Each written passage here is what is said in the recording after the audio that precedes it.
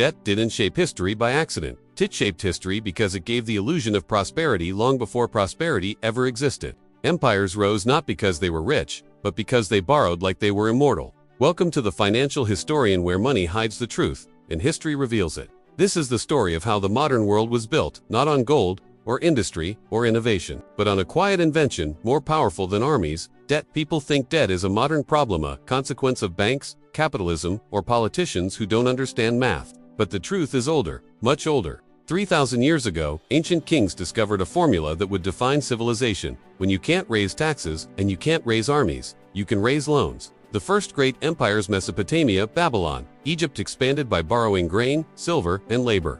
Debt wasn't just a financial tool, it was a political weapon.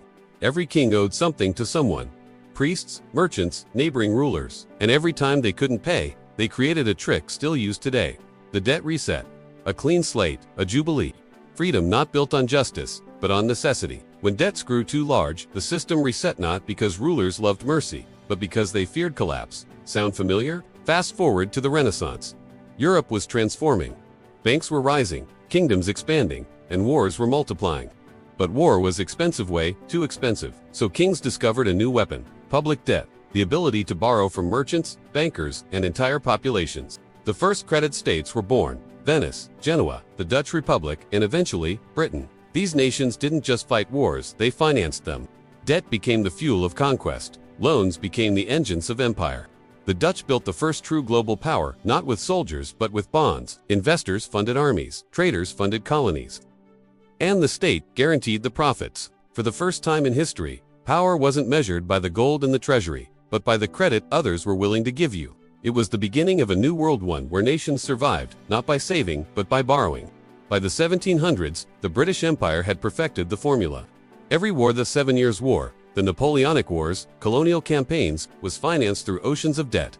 Britain didn't outfight France. The British Navy wasn't a fleet, it was a floating balance sheet. Every cannonball, every ship, every soldier's coat was purchased on credit. Debt made the empire wealthy. Debt made the empire unstoppable. But it also created a silent dependency, a nation whose future was mortgaged to bankers. The cost would come later. It always does. Across the Atlantic, a young nation learned quickly. After independence, the United States wasn't unified by ideology, it was unified by debt. Alexander Hamilton did something extraordinary. He took the states' individual war debts and merged them into a single national obligation. It was radical, controversial, and brilliant, because Hamilton understood something ancient. A nation in debt is a nation bound together. Debt gave America unity. Debt gave America identity. Debt gave America ambition. But it also gave America an addiction. From railroads to world wars to suburban expansion, each generation survived on borrowed money. The American dream wasn't financed by savings. It was financed by credit, and credit always has a cost. By the 1900s, debt was no longer just a tool of empires. It was the architecture of the entire world. The US built highways, corporations, and a middle-class life on cheap loans. Europe rebuilt after World War II through something unprecedented: the Marshall Plan, a debt-based reconstruction. Japan industrialized through state-guided borrowing. South Korea rose through debt-fueled chaebols. And China constructed its modern cities through the largest credit expansion in human history. Debt wasn't a problem. Debt was the system, the invisible engine behind global growth. But here's the darker side. Debt isn't just borrowing. Debt is leverage, influence, obedience, control. In the modern world, nations borrow from other nations. Corporations borrow from governments. Citizens borrow from banks. Banks borrow from central banks. And each layer owes something to the layer above. This is the silent hierarchy of the global economy, a pyramid where everyone is indebted to someone, and no one can step out without collapsing the structure. Debt replaced chains. Credit replaced conquest.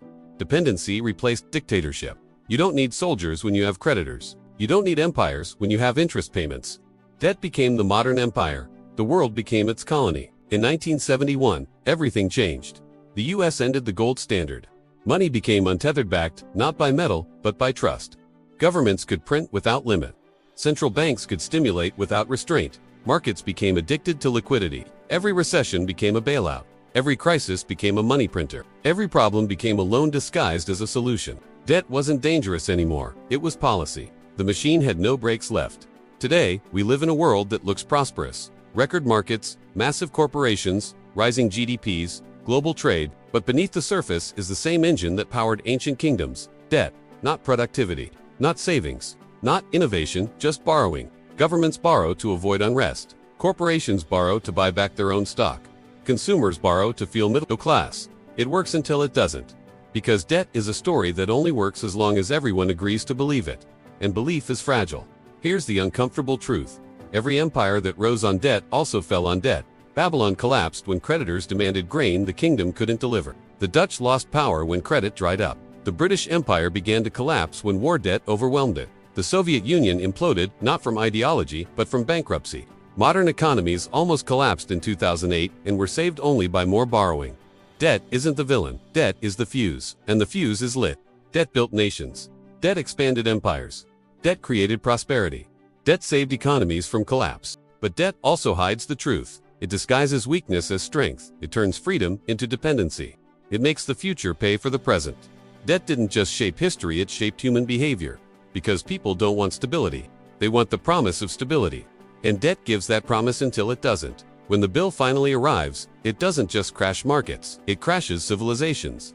If this gave you a new perspective, hit subscribe. History has the answers, Zale. Show you where to look.